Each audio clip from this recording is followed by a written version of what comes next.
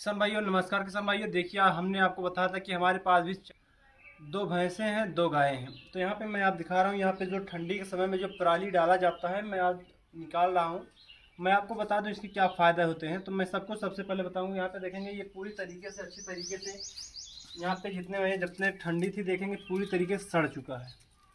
ये पूरा सड़ गया। हम इसको निकालेंगे। आपको ये ध्यान देना है, जब भी आपको इसको निकाल के रखना है तो आपको बड़ा सा गड्ढा खोदना है। कम से कम आपके पास जितनी मात्रा में आपके पास खाद हो या जितनी ये पराली जो होती है, जब सड़ जाती है, जब ठंडी पार हो जाती है, गर्मी का समय आ जाता है तो इसको निकाल दिया जाता है।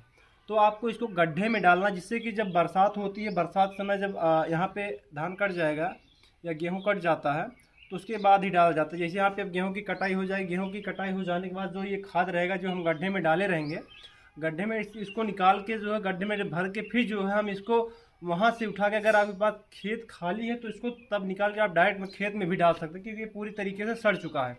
और इसको डालने के बाद आपको, अगर आप खेत में डाल देते हैं, इसका जो है आपको डालने का मैं तरीका बता दूँ। आपको जब भी डालना है तो खेत खाली हो डालना है। आपको इतनी बेहतरीन तरीके से डालना है कि जो आपके खेत में जो खेत की मिट्टी होती है, इसको डालने के बाद पूरा तरीके से काली दिखाई देने लगे।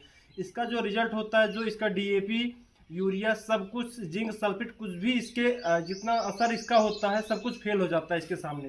तो मैं देख रहा हूँ यहाँ पे आज मैं पूरा निकाल के इसको रखूँगा। जब गेहूँ का खेत खाली हो जाएगा उसके बाद यहाँ पे डालने के बाद मैं इसको अच्छी तरीके से जुताई करवा दूँगा। जुताई करवाने के बाद, लेकिन सबसे बेहतरीन समय इसका जब होता है, जब बरसात चालू होने वाला रहता है, तब आप इसको डालने से जो है खेत में बेहतरीन तरीके से ये मिट्टी के साथ जो है मिल जाता है। मिट्टी में मिलने के बाद करीब 2-3 महीने बाद एक फसल आप जब ले लेंगे, काट लेंगे, उसके बाद दूसरे शिफ्ट में आपको इसको फ़ायदा देखने को मिलता है। जो हमारे पास यहाँ पे इस समय यहाँ पे है, मैं आपको दिखा दूँ, पूरी तरीके से ये सड़ चुका है।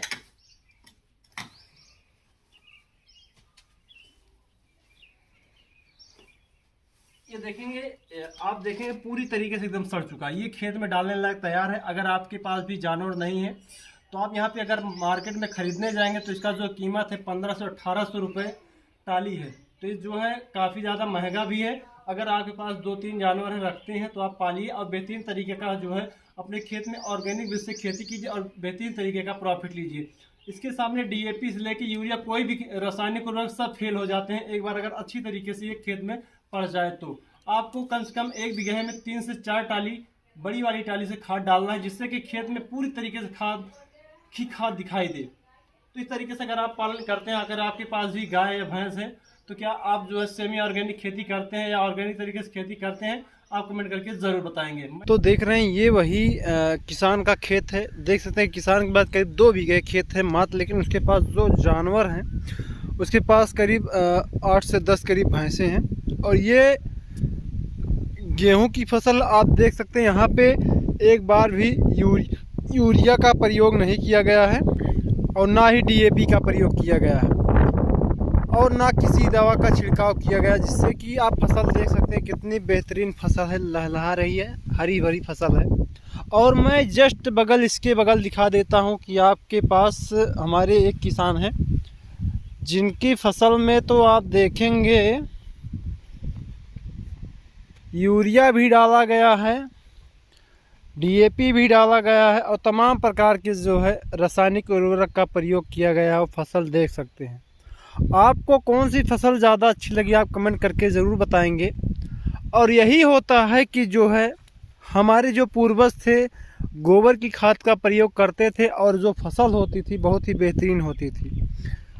तो क्या आपके पास भी कोई जानवर है, क्या आप भी जो है गोबर की खाद जो है अपने खेत में डालते हैं और उसका कैसा रिजल्ट है, आप कमेंट करके ज़रूर बताएंगे। मैं आपसे मिलता हूँ नेक्स्ट वीडियो में। आज के लिए बस इतना ही, तब तक ले जय हिंद, जय भारत।